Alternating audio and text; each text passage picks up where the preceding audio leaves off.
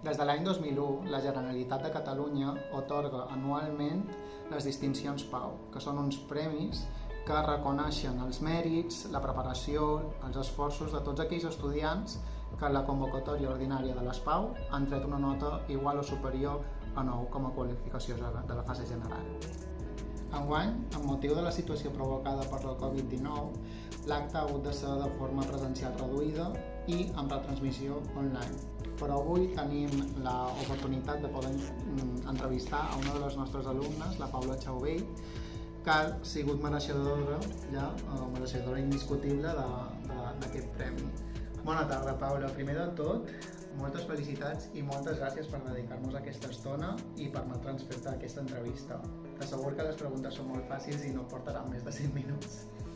La primera de totes és què ha suposat per tu rebre aquest reconeixement? Doncs rebre el reconeixement de les Pau ha sigut un gran honor perquè realment una institució com la Generalitat de Catalunya t'envia a casa un certificat conforme reconeixen tot l'esforç que has fet durant el curs acadèmic de primer i segon de batxillerat, doncs et dona molta alegria i fa molta il·lusió. Sí, ho entenc. Molt contenta, no? Sí, molt contenta. Molt bé. I aleshores, supos que has pogut estudiar el que has volgut, no? Sí. Què és això que estàs estudiant? Estic estudiant primer de Medicina ara a la Universitat de Barcelona, al campus Bellvitge, que era on jo volia estudiar. Molt bé. I com afrontes ara aquesta nova etapa, aquesta carrera de Medicina i el futur?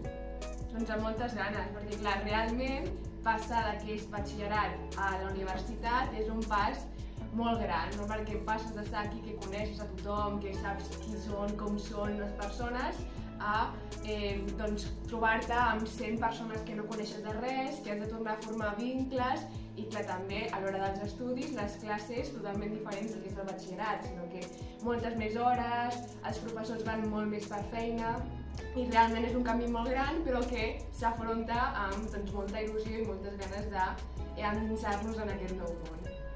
Molt bé, aleshores, què és el que valoraries més de la nostra escola? Doncs crec que de la nostra escola la cosa que més destaca és la familiaritat, no? Que tots som com una gran família, que ens coneixem molt bé, que podem parlar de qualsevol cosa, que ens recolzem, o sigui que estem molt units, tant professors com alumnes, com qualsevol persona de l'escola. Sí, la confiança, no? Que tenim mútuament, no? Confiança. Molt bé, aleshores, què aconsellaries als nostres alumnes que actualment encara estan estudiant l'ESO i el batxillerat? Doncs crec que una de les coses més importants és que s'ho prenguin amb calma. Sí, sobretot a l'ESO, més estudiar per intentar tenir una base i ja un cop passes a batxillerat, doncs ja sí centrar-te més. Clar, tema salut mental, molt important sobretot pels alumnes que estan fent el batxillerat perquè és un curs molt dur. Quan passes de l'ESO a batxillerat és un canvi que es nota, no? Que has de dedicar més hores a l'estudi, sobretot el pas de quart a primer batxillerat es comença a notar, però segon de batxillerat ja sí que amb la pressió de les Pau doncs t'hi fiques més i realment has de dedicar moltes hores del teu temps a preparar-te tot bé. Llavors has d'organitzar-te molt bé per intentar combinar vida social amb estudi, relaxació i intentar no estressar-nos gaire perquè té un impacte molt gran en tota la nostra part sentimental com a persones. Llavors, això, no? Intentar cuidar tant àmbit acadèmic com àmbit mental. Jo, clar, a l'hora de les Pau sí que ho vaig passar una mica més malament perquè em va faltar aquest punt de relaxació, de conèixer ben bé quins eren els meus límits, de com tractar la situació. Així que, pels alumnes que aquest any cursaran les Pau, els recomanaria molt organitzar-se molt bé i prendre-s'ho amb calma, intentar conèixer-se a un mateix, saber realment fins a quin punt pots arribar i intentar estar entre aquest límit d'estudiar molt bé perquè clar, t'has de preparar un examen que determina el teu futur, no què estudiaràs el reste de la teva vida i de què treballaràs, però tampoc agobiar-se tant fins al punt de petar, sinó que intentar jugar amb aquest marge una mica. Sí, les Pau és un àmbit una mica estressant, jo me'n recordo quan jo les vaig fer, és una experiència inolvidable, no? Sí, inolvidable totalment. Inolvidable, però també considero que aquí a l'escola també afavorim aquest àmbit de relax, de confiança, de que tot anirà bé al final, no? Sobretot, clar, una cosa que em va agradar molt és que quan anem a les PAU venen els profes a nosaltres, els tutors.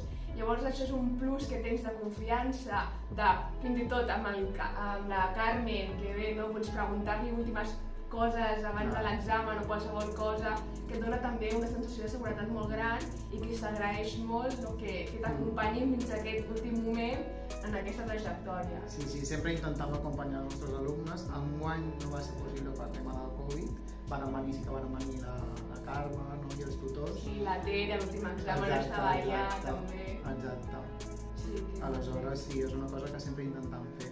Molt bé, fins aquí les preguntes. Moltes gràcies per haver-nos dedicat aquesta estona, perquè sabem que està superocupada ara en la carrera, i moltes gràcies per contestar a totes aquestes preguntes. En nom de tots els professors i de tota l'escola sí que et volem donar un altre cop l'enhorabona pel teu recorregut a l'escola i els teus bons resultats i tots aquests anys que has estat amb nosaltres. I que això ha estat un plaer acompanyar-te en aquesta etapa. Moltes gràcies. Gràcies a tu.